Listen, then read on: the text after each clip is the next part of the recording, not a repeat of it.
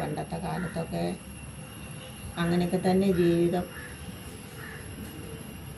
മക്കളെ കെട്ടിച്ചു വിടാനും കയ്യിലൊന്നുമില്ലെങ്കിൽ വീട്ടിലുള്ളത് വിറ്റും ജീവിതം കഴിയാൻ പാകില്ലെങ്കിൽ അന്നൊക്കെ സ്വർണ്ണ പണയം വയ്ക്കണം. അന്നൊക്കെ ഓട്ടുപാത്രങ്ങളൊക്കെ പണയം വെച്ചേർന്നൊരു കാലം ഉണ്ടാകും.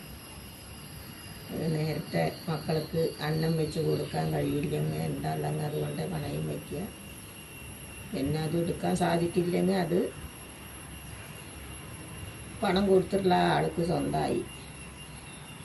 അങ്ങനെയൊക്കെ തന്നെയാണ് ഒരുപാട് കാര്യങ്ങളൊക്കെ ഇനിയുണ്ട്. അതിപ്പോൾ ഇപ്പോഴത്തെ ഈ 10ാം ക്ലാസ്സിലെ പാഠം വായിക്കുമ്പോൾ അതൊക്കെ ഓർമ്മ വരും. 10ാം ക്ലാസ്സിലെ പാഠം ഒന്ന് മറക്കമ്മ. ഏതാ വായിക്കുന്നത്? വേണ്ടേ, കോഴിയും കിഴവി. ഇത് അബദ്ധത്തിലൊന്ന് എറിഞ്ഞതാണ് കോഴീനെ, അത് ചത്തുപോയി. കോഴി അതാണ് കഥ അല്ലേ?